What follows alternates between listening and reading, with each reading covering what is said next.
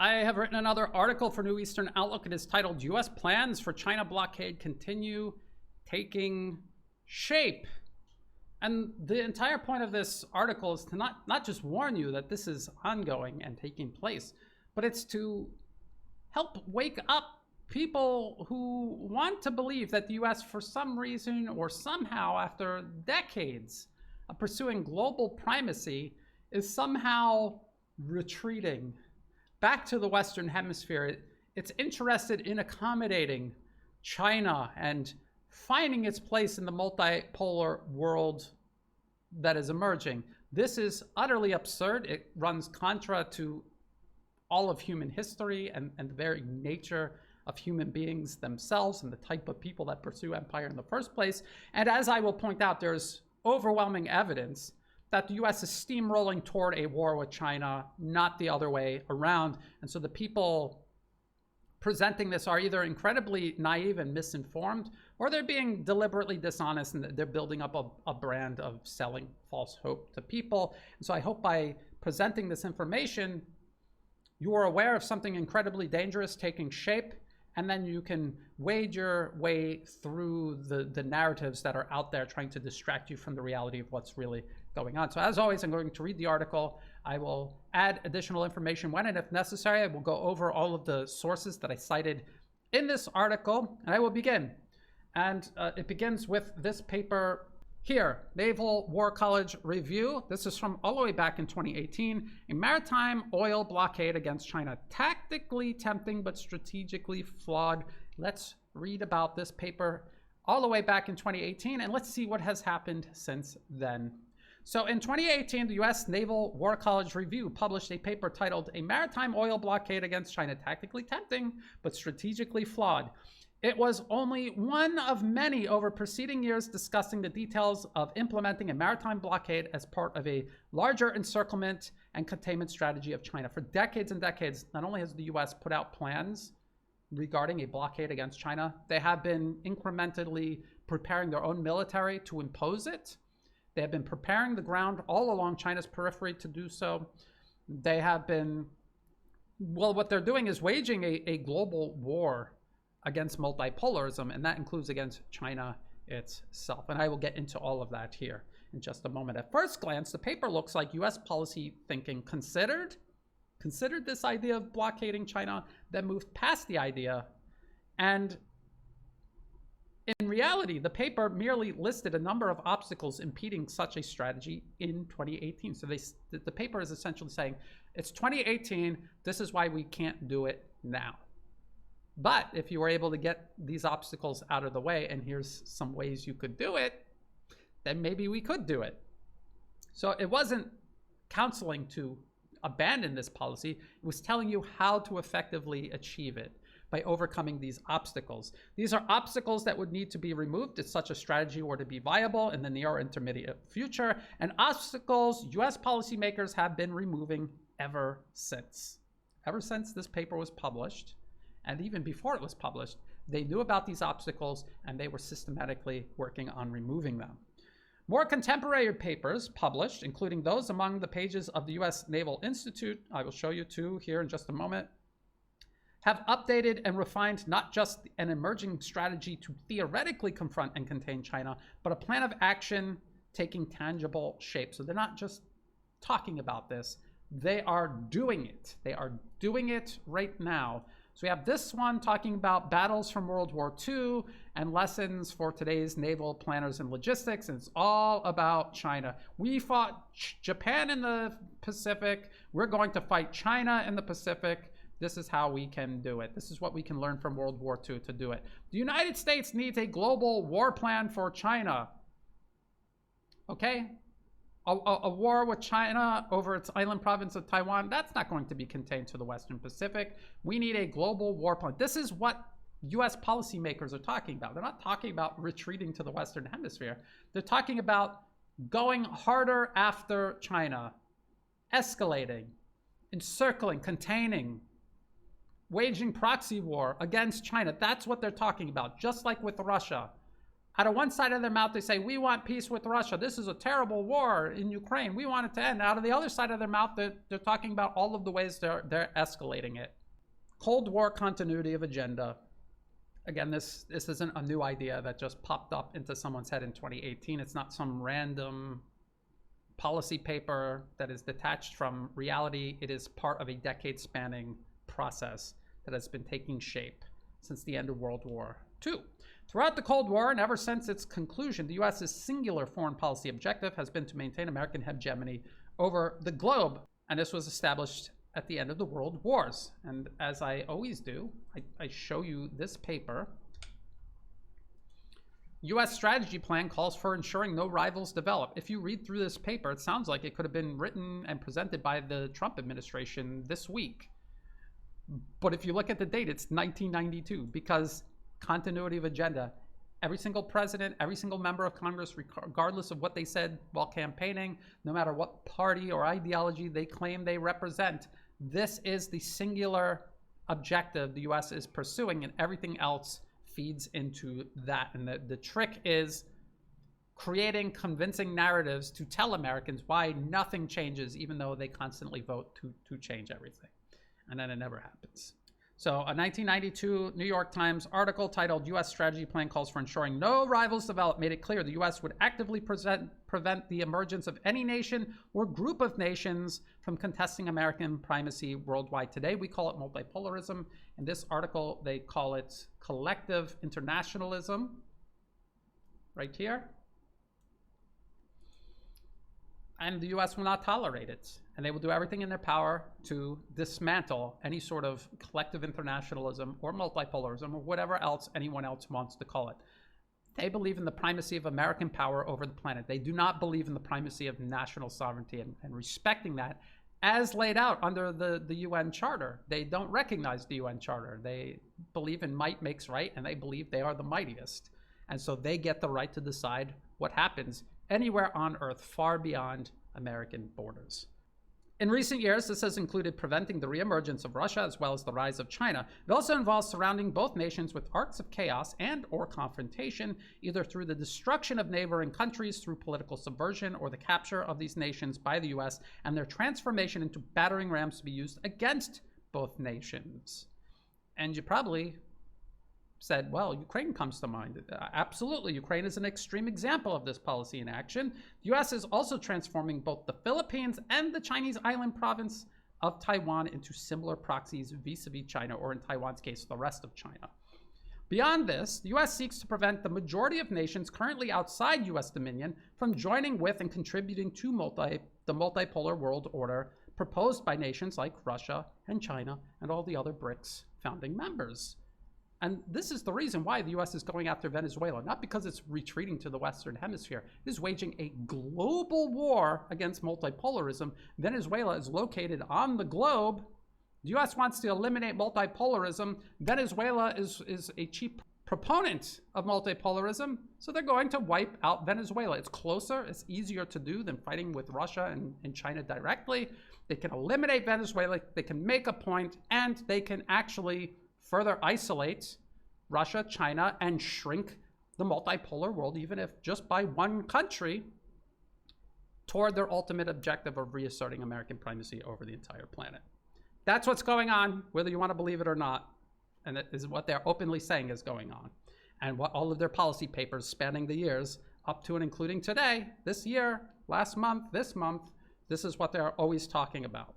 The strategy of coercion, destabilization, political capture, as well as proxy war and outright war has been used to target both Russia and China directly, their neighbors, and a growing list of nations far beyond their near abroad. Again, Venezuela. Let's talk about strengths and weaknesses of American primacy.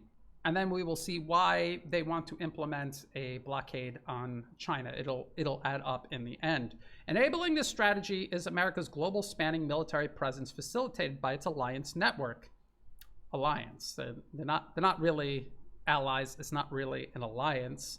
This network of obedient client regimes both hosts U.S. military forces and serves as an extension of U.S. military, economic, and increasingly military industrial power. U.S. allies often pursue U.S. geopolitical objectives at their own expense. So then they're not allies working equally with the US. They are subordinated to the US, and they pursue US policies at their own expense, including up to and including self-preservation. Again, Ukraine comes to mind. Again, an explicit example of this is Ukraine, which is locked in a proxy war with Russia, threatening its own self-preservation as a means of, as US policymakers described in a 2019 RAND Corporation paper, extending Russia.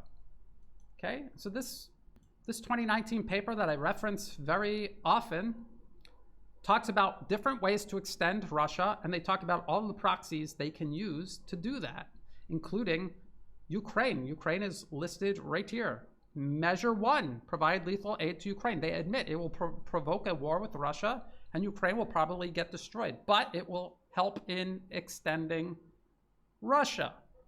Now, please note, before I continue, all of these other options that are listed, these are all options the US has gone down the list and has implemented simultaneously. It's not like, well, we'll do this one, and then this one, and then this one. They're doing all of them at the same time.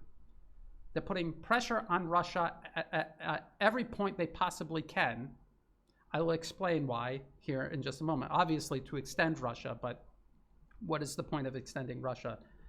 Well, conflicts like that unfolding in Ukraine, or the US-backed military buildup in the Philippines or on Taiwan, has exposed a critical weakness of the United States, which is its lagging military-industrial capacity vis-a-vis either Russia or China, let alone both nations, something I've talked about for many years now. The US has demonstrated the ability to compensate, so they have less arms and ammunition. They cannot produce as many weapons that are as good as those produced by Russia and China. But they can compensate through geopolitical agility the multipolar world is struggling to address. Russia and China can outproduce the US in terms of arms and ammunition, but their ability to project military power beyond their borders is extremely limited, while the United States' ability to project military power around the globe is almost limitless. Yes, they have less arms and ammunition, but what they do have is still powerful, still extremely dangerous, and they can move it around the world in ways no other nation can. That is a fact. Again, whether you want to admit it or not, you have to take a fair assessment of both your own strengths, but also weaknesses, and also those of your adversary. You have to be clear-eyed about this. You cannot lie to yourself, or you are setting the stage for failure later. This includes the ability of the US to mire a targeted nation in conflict in one location, while moving resources across its global spanning military logistical networks toward pressure points in other locations, overextending the targeted nation and achieving success in at least one of the multiple pressure points targeted.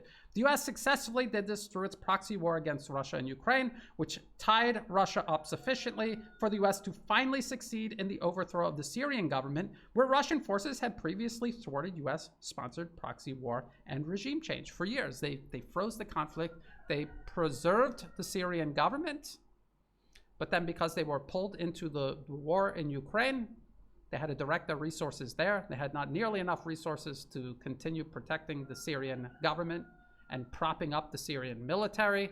And so the US simply moved its focus to Syria and very easily actually overthrew the Syrian government. And now there's a US client regime headed by the literal head of Al-Qaeda in Syria. He was just in the White House side by side with President Trump, who was smiling ear to ear next to this literal terrorist who had a $10 million US bounty on his head just a year ago. That's how the US does business. And this is what they have done to Russia.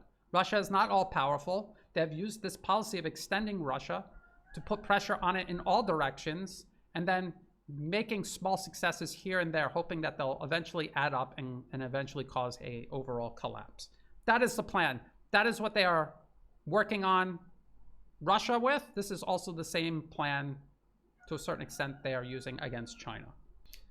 It also includes the ability of the US to target partner or even potential partner nations of Russia and China through economic, political, or even military means in ways Russia and China are unable to defend against, including through political subversion facilitated through America's near monopoly over global information space. I've talked about this endlessly for years and years. The US, through the National Endowment for Democracy, through US-based social media companies that work together with the US government and special interests that control it and drive US foreign policy, together they dominate global information space. Russia and China have successfully secured their own individual information space, but they have failed utterly to help partners and potential partners secure their information space. So if you come to, say, here in Thailand, everybody is using US-based social media platforms to share information, to learn about what they think is going on in the world. And what they're seeing is an algorithm controlling what they see, what they don't see.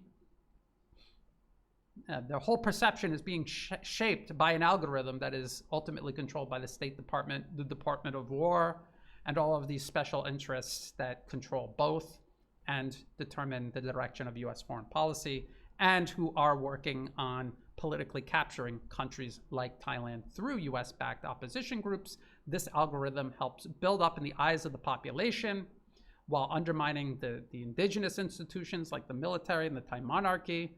And this is what they do in every country. They do it incrementally until critical mass is reached and they can get their client regime installed over whatever was there before. And now they have politically captured this country. And now this country will work for US interests at the expense of their own interests, including their own self-preservation, because they will be turned into a hostile actor along China's periphery, just like they've done with the Philippines now. And we can see how that's going for the people in the Philippines.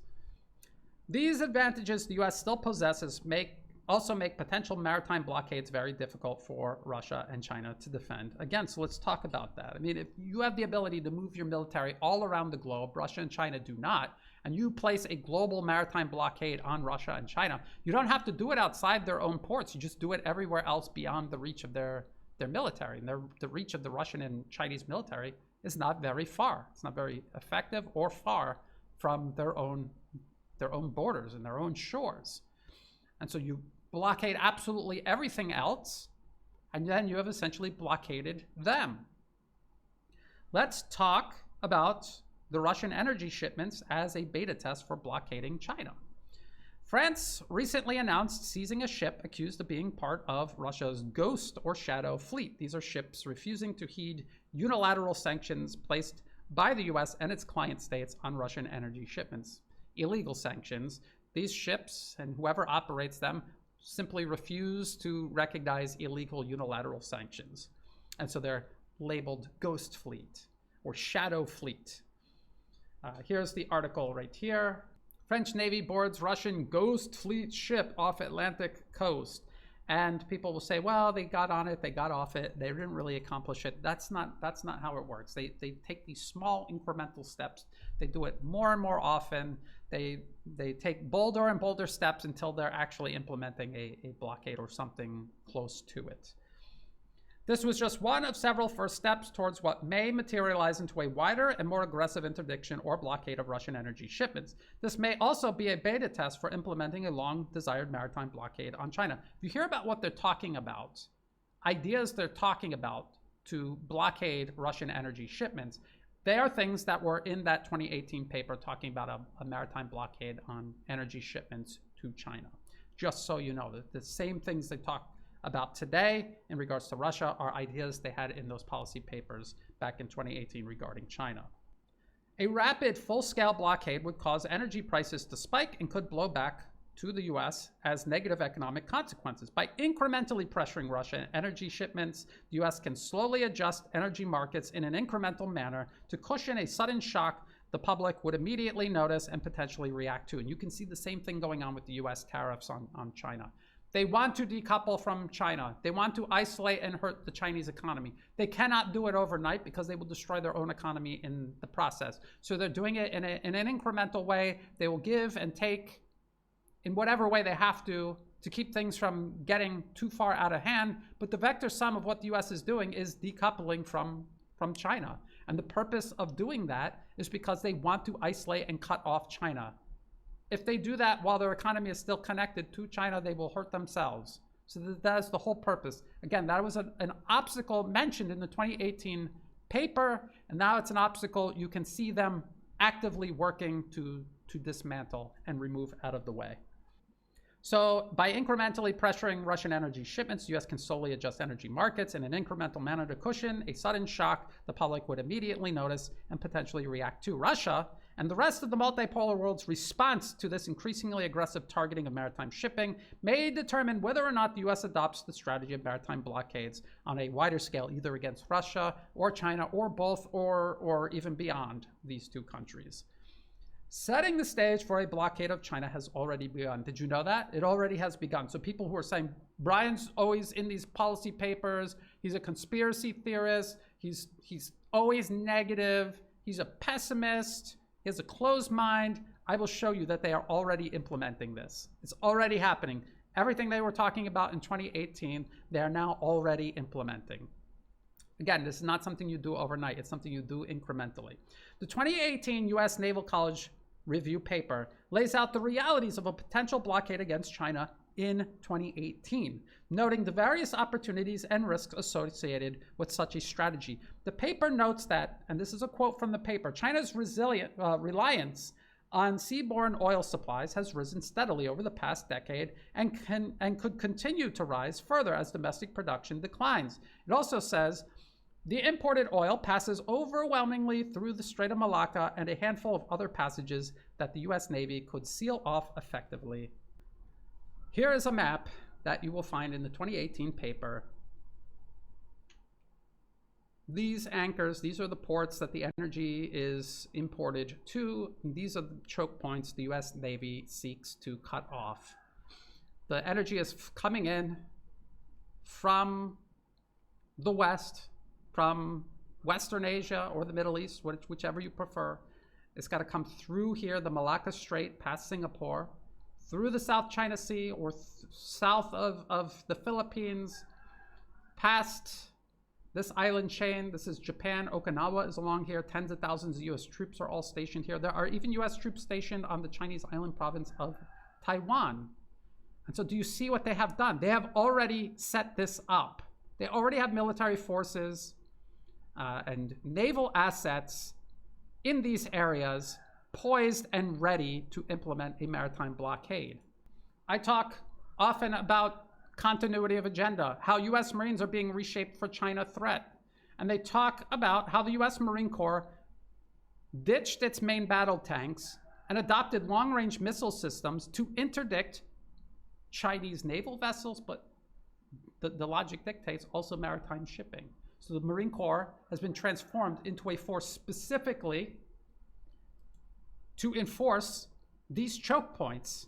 They're designed specifically to go to different island locations, different locations across the Indo-Pacific region, to set up missiles, to target shipping, to target naval vessels and shipping. That is what the whole U.S. Marine Corps was reorganized into under 4 years of the Biden administration, ready just in time for the Trump administration to begin tightening the screws on this blockade policy. You can see it is already taking shape. They are already working on doing it, but it gets worse than that still. It's still worse than that. So that was the map.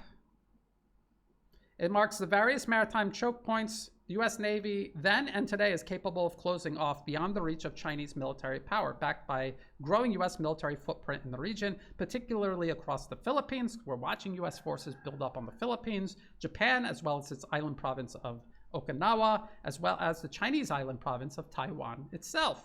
The paper talks extensively about what they call a distant blockade. It says it would be imposed far from Chinese coasts, reducing the threat to U.S. forces from Chinese A2AD systems, anti-access area denial. These are purely defensive systems.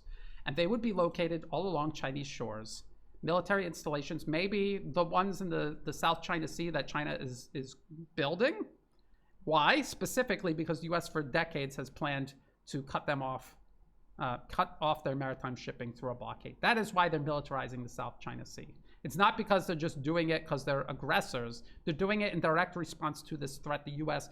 openly seeks to impose on China itself. But the U.S. knows that China's ability to project military power beyond, say, this outer circle is extremely limited, and they're taking advantage of that. They're portraying China as a global threat to peace and stability while exploiting the fact that really it isn't. It does not have the ability to project military power beyond its borders and shores, and they're taking advantage of that with what they call the distant blockade. This distant blockade recognizes China's growing military capabilities. Military capabilities U.S. policymakers admit are being developed and deployed to defend China. China develops these capabilities to defend itself, not project military power abroad. A fact U.S. policymakers openly seek to exploit through America's existing global spanning network of military power projection. So everything outside this circle, China is really unable to defend against. The U.S. has a global spanning military presence, a global spanning navy, and they will be able to cut off other choke points far beyond here that China will be able to do virtually nothing about. So the same goes for Russia too, if they decided to put some sort of blockade, however limited or extensive, on Russia. Russia would be very limited in what it could do in response. So I showed you the map. It also mentions ongoing efforts by China to establish land routes. The Belt and Road Initiative. People say, Brian, what about the Belt and Road Initiative? Doesn't that render all of this talk of a maritime blockade moot? Well, the 2018 paper talked all about the Belt and Road Initiative. Talked all about land routes and what to do about them, because these land routes seek to circumvent these maritime checkpoints, including the Myanmar-China oil pipeline. So let's look at the map again. This is Myanmar right here, and what China has done is built a port here on the coast and a pipeline for gas and oil to go across Myanmar into China, into Yunnan province, Kunming, and beyond. That way they can offload energy here, and they have no need to go past any of these choke points the US is cutting off. But the 2018 paper noted this and talked about how they could neutralize this attempt to circumvent a US-imposed blockade. This is what it says from the paper. A distant blockade would also need to interdict the Myanmar-China oil pipeline, which eventually could move, and then they talk about a huge amount of crude oil that it could move from the coast across Myanmar to Yunnan province in southwest China. Preventing tankers from offloading at the terminal would require few, if any, naval platforms to remain on site. The area could be declared an exclusion zone for the duration of a conflict. So they're talking about doing this during a US-China conflict. And if the Myanmar authorities failed to comply, the facilities could be disabled via airstrikes, aerial mining, or other kinetic actions. And essentially, they're saying, we will just carpet bomb Belt and Road Initiative infrastructure in these other countries if they don't agree to shut it down during a US-Chinese conflict. That's what they're saying in the 2018 paper. It gets worse than that, though. Just wait. In short, US forces likely would be able to neutralize rapidly China's overland routes for seaborne oil imports to avoid the Strait of Malacca and other choke points further east and prevent them from diverting forces needed to seal other maritime ingress routes. So they talked about this. That's what they plan on doing to the Belt and Road Initiative infrastructure. What if I told you they already started targeting Belt and Road Initiative infrastructure? Ideally, they would just like to get a bunch of B-52s and just carpet bomb all of it. Everything in Thailand, Myanmar, Pakistan, everywhere Belt and Road Initiative goes, the US would just love to carpet bomb it, but they can't. Not now, not at this moment. They said during a conflict, maybe we could do airstrikes, but they can't do that now. But they've found something else they can do. Far from just theoretical war planning, this Myanmar-China oil pipeline has since been targeted by US-backed militants operating inside Myanmar, fighting the central government and using the conflict as cover to strike at, compromise, and even destroy Chinese investments across the Southeast Asian country. So what the US has done, instead of carpet bombing it themselves, they're simply backing militants and terrorists in these countries where the infrastructure exists, and they're having the militants and terrorists attack the infrastructure for them. So essentially, the US is attacking and destroying the infrastructure by proxy. And if that sounds familiar, it's because that's what they're doing in Russia right now. I'll get to that in just a moment. Here is an article from the Irrawaddy. If you've ever looked into news stories about Myanmar, you've probably come across the Irrawaddy. You might not know that it's actually funded by the US government through the National Endowment for Democracy. Virtually all English language Media covering Myanmar is funded by the US government through the National Endowment for Democracy. The Irrawaddy is one of the central pillars of this propaganda operation. This is an article from 2022, but this has been going on every year since this began.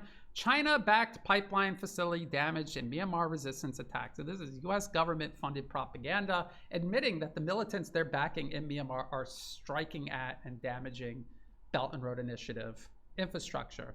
The article says an offtake station of the China-backed oil and gas pipelines was damaged when local resistance groups attacked regime forces guarding the facility in the Mandalay region. There's a map here that shows you the pipeline. You could see how the US would want to destroy this and get rid of it. And this is how they're doing it.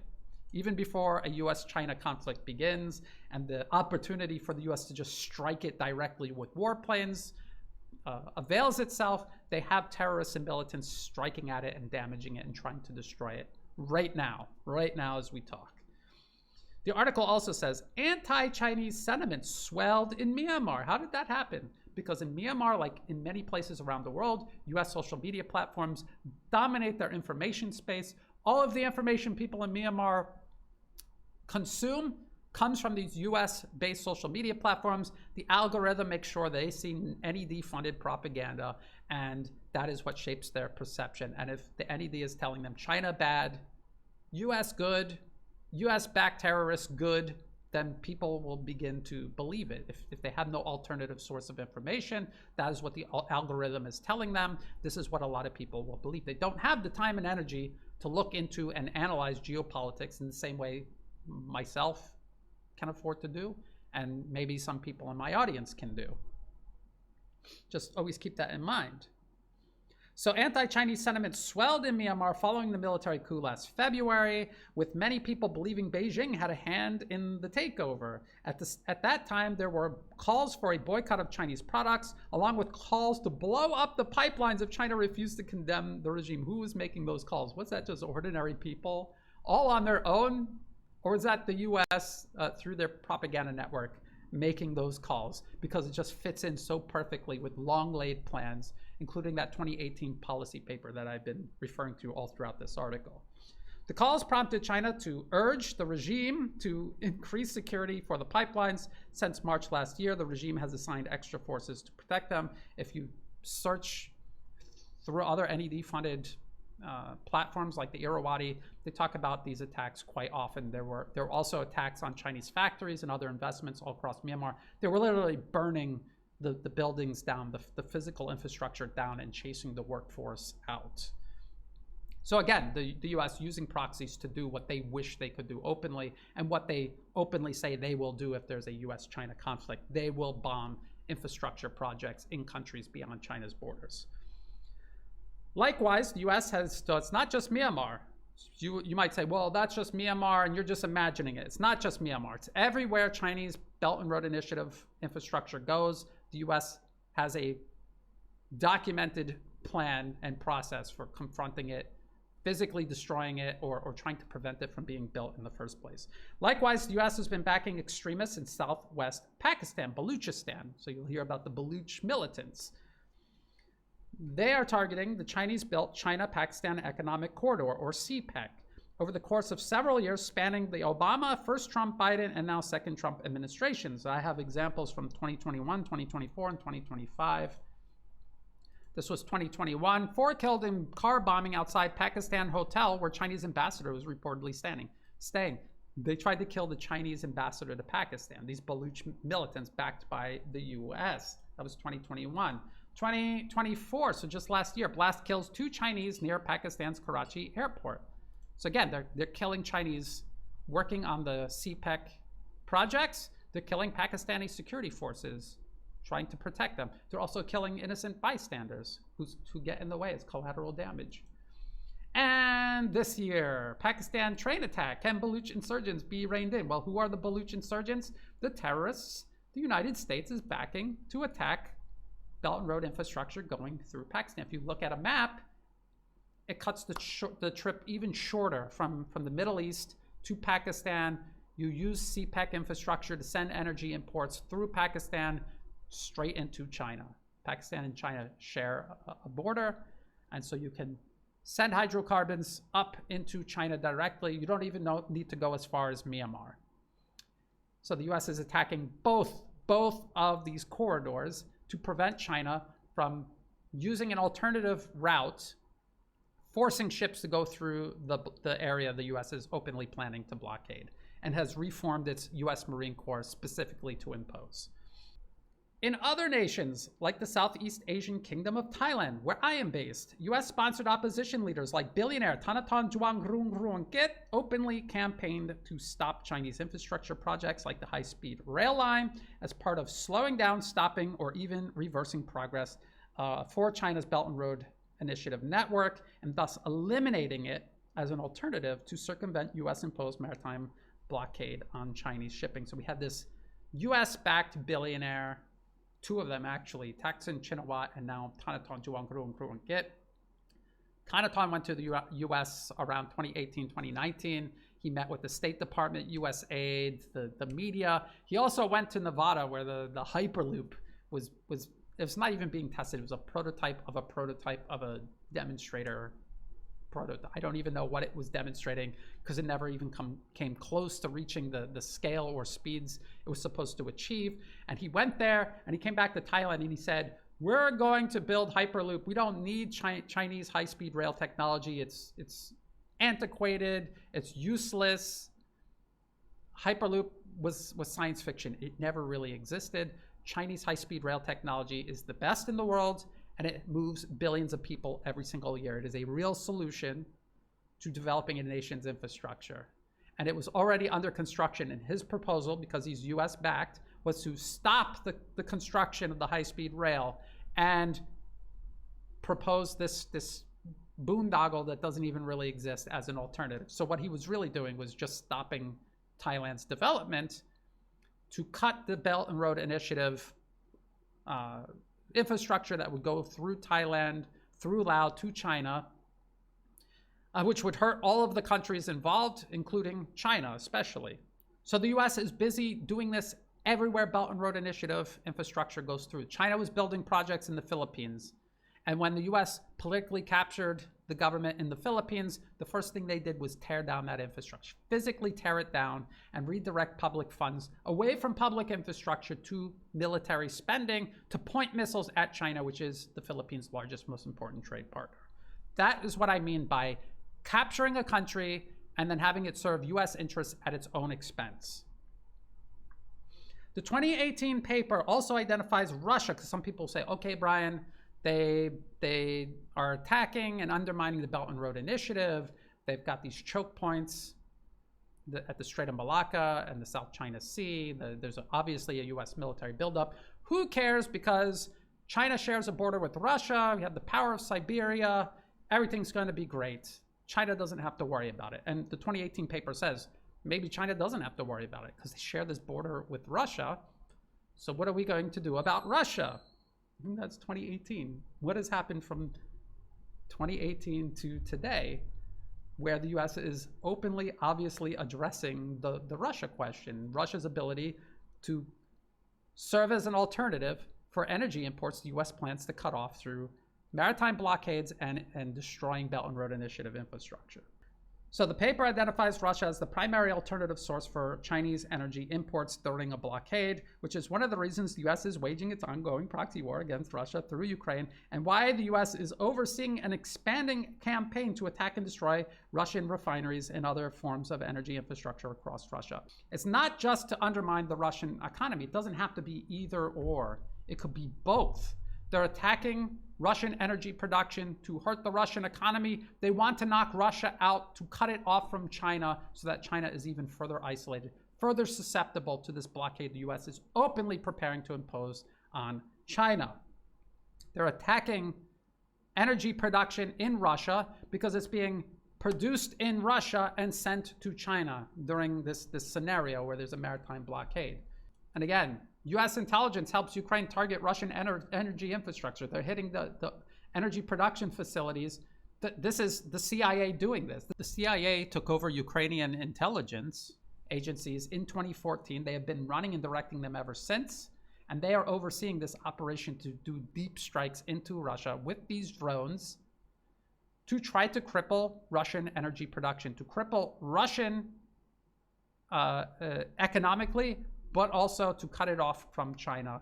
This is a global war the US is waging on multipolarism. It is not just a war it's waging against Russia. You zoom out, look at the big picture, how all of these pieces fit together. This is why they're doing it. There's two reasons they're doing it. And it all ultimately leads to confronting, containing, and dismantling China. In other words, US policymakers envisioned an opportunity for using military power to attack and dismantle China's Belt and Road Initiative infrastructure amid a US-Chinese conflict in the 2018 policy paper, and other measures to cut China off from crucial energy imports, including from China.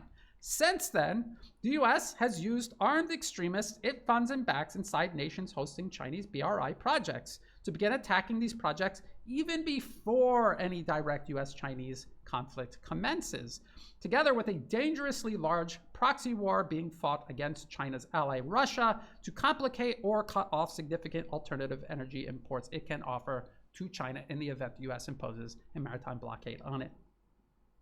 The paper concludes that any blockade should not be seen as a single independent solution to eliminating an adversary, and that the US must also continue building up the forces necessary to wage war against China as well. And we can see them doing that. We can see it's not just a blockade.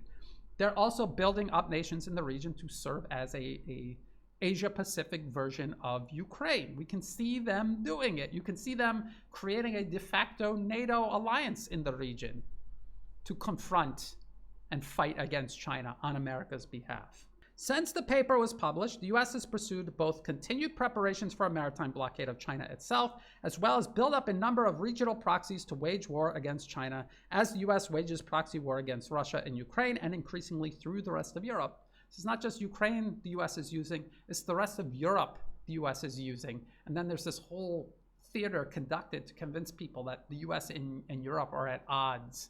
Somehow Europe and Ukraine want the war to continue, and the US, who is actually waging this proxy war against Russia, they somehow want out. This is why I tell people, focus on first principles, focus on what is really happening, stop basing your analysis on rhetoric coming out of lying politicians and the Western media, who we also know are constantly lying, deliberately lying. While this reality continues to take shape, political rhetoric in Washington attempts to disarm China and its allies, I would also say the general public, from taking action to prepare for the inevitable confrontation the US is preparing for by creating the impression Washington seeks to retreat from the Indo-Pacific region and defend the homeland in the Western Hemisphere. That is this article here, this ridiculous, baseless article. Pentagon plan prioritizes homeland over China threat. This is demonstrably false. You can look at what is happening around the world right now, and you can see that this is entirely, completely false. Yet there are people out there who are maybe well-meaning but naive, or people who are maliciously dishonest, who have a brand of selling false hope to people, who are trying to cite this as evidence that the US is going to be the first empire in human history that accommodates everyone else, retreats back to its own borders, gives up empire voluntarily, accommodates everybody, works together with everybody, and we all hold hands and rainbows stretch around the globe. That's not going to happen. Empire does not end unless someone makes it end. And that is the unfortunate reality of just what constitutes human nature. And ultimately, empire is the summation of human nature, an accumulation of the worst aspects of human nature, especially the handful of people that dominate, control, benefit from empire at the expense of everyone else, both outside of the empire and also everyone within and beneath the empire. So while some in the public and even across the alternative media have fallen for this rhetoric, it is unlikely anyone in Beijing, Moscow, or other BRICS capitals could be so naive. There's no way anyone who understands what's going on around the world believes this. They can't possibly be that naive. I refuse to believe that they're not that naive, especially as these empty words from Washington, if that's even what this is based on, these empty words are overshadowed by the US's continued physical militarization of China's periphery, Continued regime change operations along China's border. Just this year, the US overthrew the government in Nepal. That is a verified US-sponsored color revolution. The interim government, half of the people making it up, came from NED-funded organizations they founded and directed. The US government gave them a pet project to run that the US government funded for them, and they have been drawn from those NED-funded organizations to run the interim government in Nepal. It was a US regime change operation right on China's border. That was just this year. And the continued US proxy war against Russia aims specifically at crippling its energy production capabilities, a key prerequisite for a successful maritime blockade of China. It's not just about Russia. It's about Russia's role in supporting China, the ultimate target of US geopolitical ambitions to reassert its primacy. China is the #1 target. Eliminating Russia as a potential ally, as an alternative energy source for China once the maritime blockade is imposed. Eliminating Russia, that is a top priority. That is a prerequisite.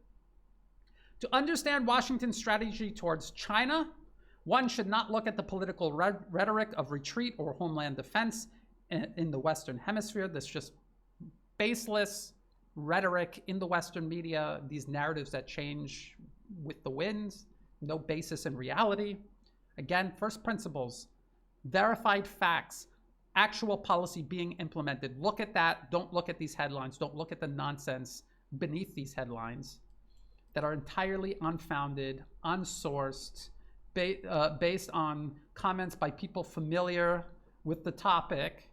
Look at what the US is actually doing versus what it claims it's doing. So to understand it, do not look at this political rhetoric. Look at the tangible actions taking place across the Asia-Pacific and beyond, the meticulous encirclement of China's periphery, the sustained attacks on its critical overland energy and trade links, the Belt and Road Initiative, the China-Pakistan Economic Corridor, the Thai-Chinese high-speed rail line, the calculated incapacitation of Russia as a potential energy supplier and also military ally, obviously, and the establishment of local proxy forces in the Philippines, Japan, separatists on Taiwan, prepared to wage war against China in the same way Ukraine is waging war against Russia. Far from an abstract or flawed concept relegated to a think tank paper, the maritime oil blockade, or even a wider general blockade against China, is being incrementally prepared in real time. We are watching them do it right now. It's not just a theory, an idea, proposal. It is being done right now in real time by systematically removing the very obstacles noted in the 2018 Naval War College Review paper. The U.S. is demonstrating a clear, unwavering commitment to a multi-layered strategy of containment, coercion, and confrontation designed not just to prepare for conflict, but to make that conflict both inevitable and successful for the singular goal of maintaining global American hegemony. U.S. empire is not going to decide it's had enough and pack up and go home on its own. Multipolarism needs to make it stop. It needs to make it stop, check and balance its power beyond its borders, displace its influence around the globe, confine it to the US, where hopefully more constructive interests can displace them from their power and control over the American people. And then the United States can join in with the rest of the world, working together with them rather than trying to impose itself upon them. That is what I would like to see. I don't want to see the I am an American. I was born and raised in the United States. I have friends and family in the United States. I do not want to see the United States destroyed. I don't want to see it suffer. I just want it to leave the rest of the world alone.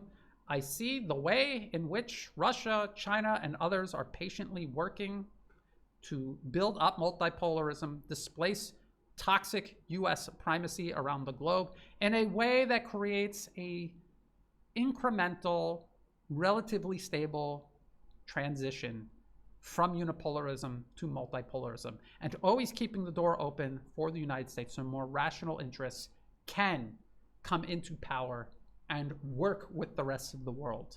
That is what is actually being done, and that is what is happening. Unfortunately, the people still running the US right now are determined to reassert themselves violently They already have destroyed entire countries, attempting to do so. They plan fully to destroy many more countries in the process. So as I said, if you want this to stop, you have to make it stop. You cannot just cross your fingers and hope that the US stops all on its own. That is not a plan. And so that is what this article is meant to expose, that this is actually happening right now. It's not a theory. It's not a proposal. It's happening right now. And that if it is to be stopped, it needs to be stopped by the multipolar world. It's not going to stop on its own. That is the article. That is the video. If you enjoyed it, if you thought it was useful, please like and share. Think about subscribing. It's free to do. It helps the channel grow. Please also look for the notification bell. Click on it so that it will notify you when I post new videos or put up new posts. In the video description below are all the other places you can find and follow my work. All of my videos go up on YouTube, Rumble, X, and Telegram. In the video description below will be the link to this article, as well as to all of the resources that I cited in the article. There are also ways you can help support my work. I do not monetize any of my social media platforms. I do not monetize YouTube. I don't accept super chats or anything like that. If ads do pop up, feel free to skip them because they're not helping me out at all. If you do want to support my work, please do so through Buy Me a Coffee and also through Patreon. Again, the links will be in the video description below. To everyone who has been helping out, whether it's a one-time donation, donations month to month, or if you have no resources at all to spare, you don't need to apologize. Simply sharing my work with others, clicking like, subscribing, putting in kind comments from time to time, sending a news tip, all of this is greatly appreciated. That is what makes this work possible. I sincerely appreciate all of this support in whatever form. And as always, thank you for watching.